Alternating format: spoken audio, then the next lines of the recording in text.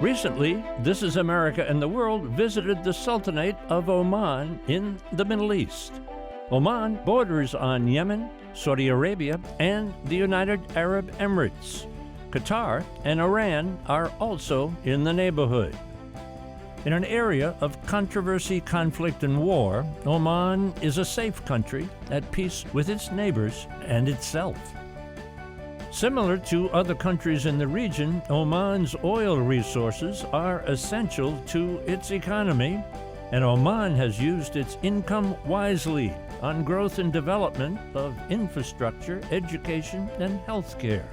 On this program, we'll learn about Oman's steps to diversify its economy now, and we'll visit the Port of Duqm to find out about investment opportunities there and the incentives Oman is offering to attract new business. This is America visits Oman. This is America and the World is brought to you by Japan, history, hospitality, and advanced technology, sharing tomorrow. The Republic of Haiti. The League of Arab States. The Sultanate of Oman.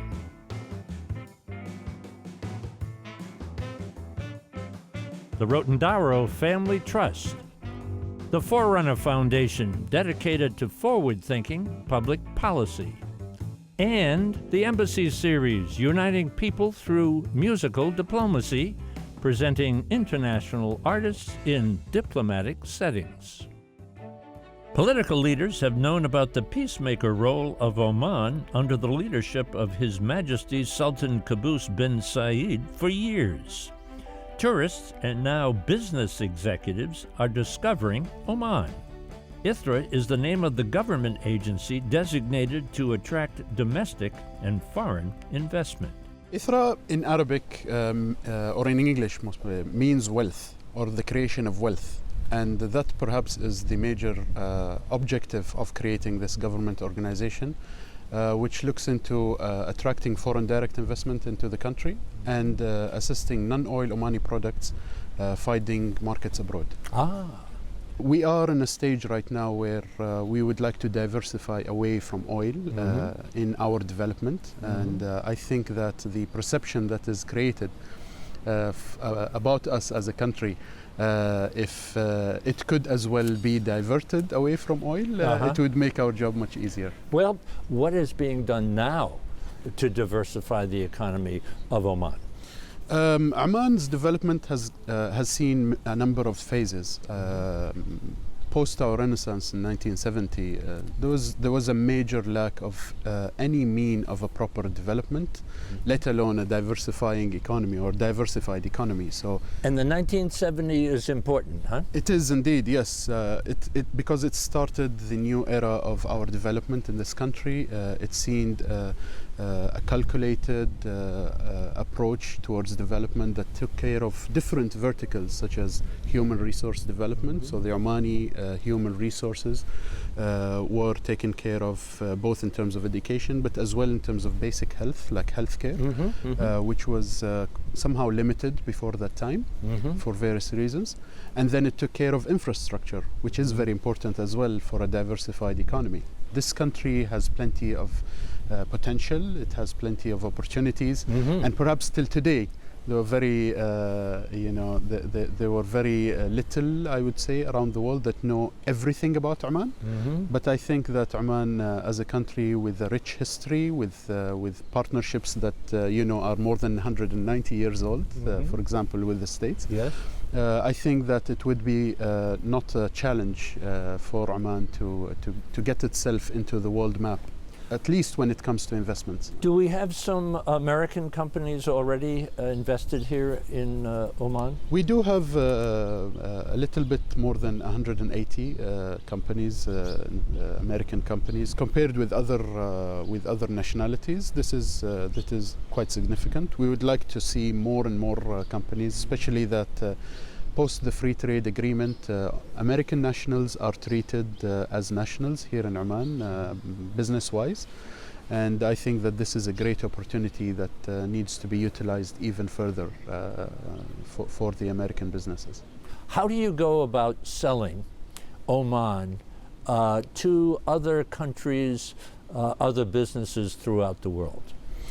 I think the stand of selling Oman itself is not very complicated, and it's not very challenging, because I think that the amount of equity that we have over here, whether it's natural beauty, infrastructure, human resources, even the policies and regulations, our relationships with the entire world, I think all of this assists us quite a lot. Any country in the world, if it seeks to promote investments, they cannot do well in all sectors. The sectors that we are looking at would be manufacturing, logistics, tourism to start with. These sectors does enjoy right now from the development of the infrastructure, from the policy and regulation development and maturity, and from the human resources that are available here in Oman, that could be all utilized immediately for growth and income. Other sectors would include fisheries, because of our long coastline. As you could see, it's open to an ocean, and mining is another sector. Having that we are still here in Duqm, we are quite adjacent to a number of mines, and plenty of minerals are in abundance here in Oman. And then we would perhaps look at other sectors that could be considered enabling sectors, like IT, healthcare, higher education. I think all of these sectors are sectors that Oman is willing to assist and facilitate any type of investment from the United States of America specifically, and from anywhere else from the world. Thank you Pleasure so is all much. mine. Thank you very much. Appreciate it. Excellent. The Port of Duqm is about an hour by air from the capital city of Muscat. In progress now is a raw materials, manufacturing, trading, and shipping hub in one of the most desirable locations in the world. Phase 1 is under active construction. The Port of Duqm. What was it like years ago? What is it like today? Oh, it's a big difference between yesterday and today. I was going to tell you a very short story that I just came here to Duqm like 8 years ago. And it was really a village, a fishing village. And actually barely find a very small surfaces. Very little surfaces could be very hard to find.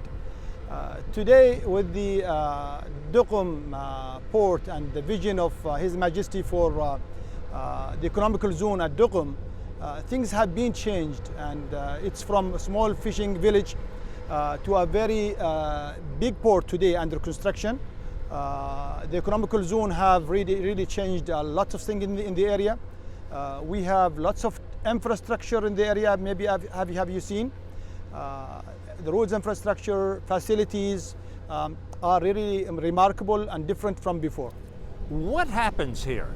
Well, the vision have started with having a master plan for Duqm to be the first economical zone here in Oman, and also one of the biggest economical zone in Middle East and MENA. The area in terms of square kilometers, 2,000 square kilometers, it's huge.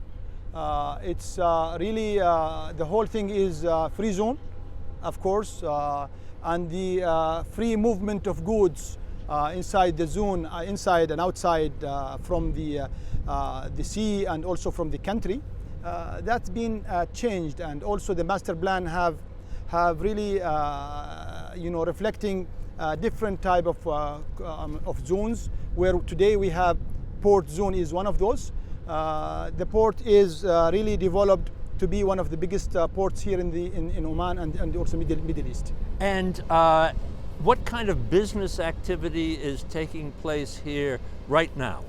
We are now here at the multi-purpose terminal, where we have loose cargoes, and we are responding today to most of oil and gas business, where we have heavy lifts and also exceptional size cargoes. Basically all oil and gas business of Oman is really, we are responding to that business. We are in around of a radius of 300 kilometers from where we have the oil concession areas. We are having now, since we are in the early operation, we are having also dry bulk, and we are exporting minerals out of Port of Duqm today. You know, shipping is going everywhere in the world because about 90% of cargoes goes by ships. As you know, Oman is a very strategic location. It's outside the Strait of Hormuz. And also our neighboring countries like India and some other Africas, and also up north GCC, we are surrounded by more than 1.5 billion of people. And then we are expecting, since we are outside the port and we are very close to the maritime routes, we are expecting lots of business to come here and to be like a hub in the future for containers, for other business, and then to distribute and take some containers also east or west, either to America or to east, far east, and so on. And it could be a hub where we also have some logistic area behind us also. The whole area is under construction. We have lots of factories today. Some factories are under construction. We're having a mega project like it was like airport, where it's now, as you see, it's inaugurated like 2 months ago. Another mega project here is the Duqm refinery. How important is Duqm to the economy of Oman? Huh? The location is very important, first. And secondly, we think the incentives and the initiatives being taken that can really can attract investors to come here. So you said right at the beginning of the conversation, turn the clock back, it was just a little fishing village. How many people might have lived there at that time? I remember it's like the statistics I've seen, it was like less than 4,000. 4,000. And today, with workers here and all of the construction that's going on, how many now? I would say it's between 15 to 20. And 15 to 20,000. Wow. And we are expecting with the new also Duqm refinery and some other business will also grow more than that. So what do you think in the future the size of this area might be? If I'm not mistaken, that the plan should be within the next 5 to 10 years, not less than 60 to 70,000. 60 to 70,000 people. Yes. Thank you so much. Thank you very much. Thank you for the conversation. Thank you very much. Oman is solidifying itself on the world map as a choice destination to set up a business, manufacture goods, and gain ready shipping access to markets throughout the Gulf, Asia, and Africa. The incentives to encourage investment are extensive. Duqm is unique in terms of master planning. It's unique from its location. It's even unique from the incentive and benefits that we offer. It's 100% foreign ownership. So any FDI coming to Duqm, then he is allowed to invest without considering any local partner. We have heavy industry, we have medium industry, we have light industry. We have tourism area that allow different activity. We have fishery zone, we have port, we have a dry dock, we have an education and training zone that allow all university, training institute, vocational institute to be here. We have room for healthcare, we have room for international school, we have room for golf course. We have, in our basket there is a lot to offer. What are some of the incentives that you offer an outside investor? For Duqm, for example, that we register the investor within CZAD, within Special Economic Zone Authority at Duqm. This is of course by law. The law has given us this authority. We can do the registration within 10 to 15 minutes if all documents, everything is ready. We have created what we call good governance. We've been transparent. We created a website that has all the data, all the information. We even, uploaded our land rate of the rent of land in the website, which a lot of economic zone, free zone does not really share these kind of information. So we can register a company. We have a full team that will provide all requirement. We call it one-stop shop, and we meant it is one-stop shop.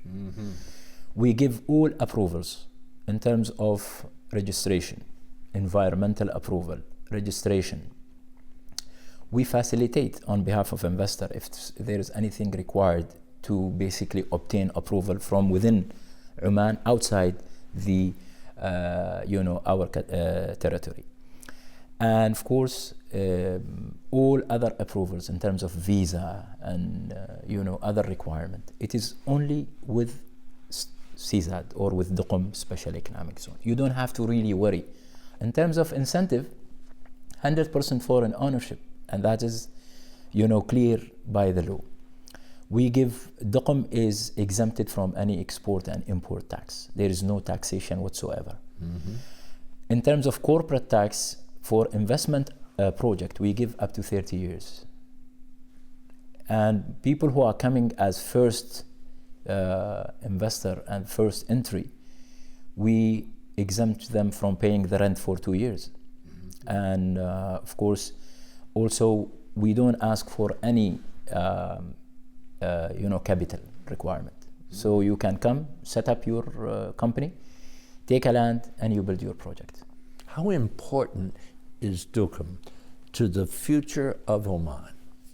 It is His Majesty's vision to create a city like Duqm. It is really, I think, an Omani, I'm very proud to say that this vision was really an excellent vision to create a city, and without really considering all the difficulties, and making sure that this project is happening. The development going to definitely fulfill within the national objective whereby it's being created. Mm-hmm. Diversification beyond the oil, creating job for young Omani, and not just any job.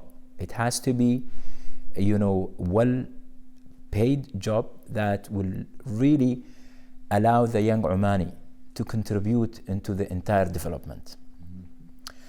To increase the GDP share from private sector contribution, whether it's local or international. To balance regional development in Oman. His Majesty been, developing Oman and setting a strategy for Oman since the 70s. And the government, we're very, very they are generous in terms of developing other governorates. Now, it is the turn on Al-Wusta, and Duqm is part of Al-Wusta governorate. Thank you. I thank you very so much. Thank you for you being here. It's a pleasure to talk to you. Getting goods from here to there is governed by logistics. Toward that goal, Oman has brought together more than a dozen government agencies, organizations, and companies to create the umbrella organization, ASEAD. The goal is to ensure that Oman offers maximum logistics efficiency to benefit its investing and trading partners. What do we mean when we talk about logistics? Logistics is, there are a lot of definitions, of course, and one of them stems from the military, but logistics is basically providing the end-to-end supply chain solution to customer. So somebody said it's giving somebody what they need or want when they want it, low risk and efficient cost. Fair? Yeah, I wouldn't put the low risk in the equation, but yeah, low cost and actually on time and reliably on time, because that's also important. So just to simplify things, if a manufacturer let's say in China, for example, wants to deliver goods to a customer in Europe, for example. So all the manufacturer cares about is getting his goods to the customer in Europe, and how is that in between? That's actually is a matter of someone, and that someone is actually a logistics provider. There makes it very clear. Thank you. Logistics should be a major contributor to our economy and should be part and parcel of the whole diversification push. So diversifying away from our major income, which is the oil at the moment. So logistics is seen as the sector that actually can play a significant role. And the reason for that is Oman has been, we have been bragging about very good assets, world-class assets in the form of the ports, the airports, the roads. Actually, our roads are eighth in the world, and in the I'll first. give them the best. Yeah, that's a fact. Wow. And our shipping connectivity and our shipping is 18th in the world, which is quite an improvement from a position we were at about 2 years ago. Do you have some kind of pillars in which you have built your mission? Yeah, so back to the strategy again. So the strategy in terms of the assets we have, the ports and all what I mentioned, actually they are very fine world-class assets. But what was missing is how do we actually utilize or exploit, if I may use that word, exploit these assets to bring cash back to the economy. We clustered them into 4 pillars. And the first pillar actually is markets. So we need to segment what markets we should focus on, what industrial or trade segments we should focus on. So we can actually lure investors, along the lines of these trades, and marketing. Marketing, because marketing is a key. We have been very humble, I think, as Oman. A lot of investors around the world don't know about Oman, so that's a key issue we have to tackle. So that's the first pillar. The second pillar is a trade facilitation. What I mean by that is the policies and regulations which enable and make it easy for investors to come in, and that's in the form of ease of doing business in the country, and also in the form of clearing goods and customs inspection and everything. I think through our ports and whether sea or land or air. So that's the trade facilitation. And the third quadrant or pillar is human capital. So we need to make sure our workforce is well prepared, so they can become a lot more productive. And the fourth pillar is the technology. Because technology, as you know now, we're going through the fourth industrial revolution. I think it will be a huge role in terms of making sure we're competitive. We're making sure that actually we stay upfront and ahead of the game in terms of moving our assets along the industry. Are you targeting specific kinds of companies or specific countries? Both. So we're targeting certain countries. For example? For example, when I bring a Chinese company and set it up in Salalah, and that company is a distribution company or is a manufacturer company, but the target market is East Africa. Yep. So that's sort of model we're looking at in terms of the target. Yeah. What kinds of companies or what kinds of? Well, I think primarily at the moment, as we speak, is the distribution companies. So, for example, look at the Walmart of this world. The major companies which need distribution hubs. So they're sitting in the US or sitting in China, and they need a distribution hub in the region. Okay. And they're targeting a market, let's say, in Africa or the GCC or India. So Oman can become a hub for them as a distribution hub. So that's one model we're looking at. There's also an element of manufacturing as well. So manufacturing, we have few manufacturing companies. For example, we just had a very good pharmaceutical company in Salalah, which is targeting the East African market. Also steel manufacturers as well. I'm not the first person to say this, but Oman in some ways is the best kept secret in the world, huh? It is, but we want to reveal it. It's a very nice country. Very safe. It's one of the safest countries in the world to live in for expats, and it's a wow factor in terms of landscape, in terms of the beauty, and also in terms of the incentives we have in terms of infrastructure for investment. So our 2 words we were going to use when we market is Oman is a great place for investment and a great place for living. Yes. So these combined actually should position us very, very perfectly to lure people to come to Oman. Just terrific. Thank you very much. Thank you very much. Thank you very much. Thank you. Terrific education.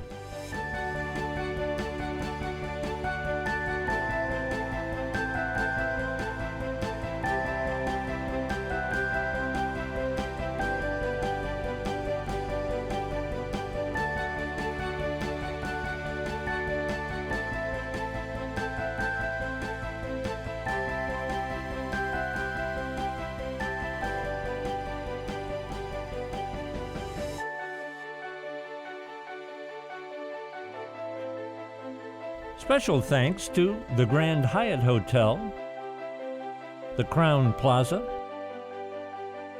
the Arabian Oryx Camp, the Anantara Al Jabal Al Akhdar Resort, and Oman Air. For information about This Is America and the World, visit our website, thisisamerica.net, or our YouTube channel, This Is America TV, and follow us on Facebook and Twitter. You can listen to all of our ambassador interviews on our podcast, The Ambassador Series. It's available on our website and iTunes. This is America and the World is brought to you by Japan, history, hospitality, and advanced technology, sharing tomorrow. The Republic of Haiti. The League of Arab States. The Sultanate of Oman.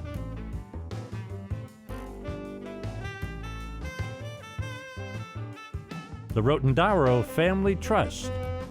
The Forerunner Foundation, dedicated to forward-thinking public policy.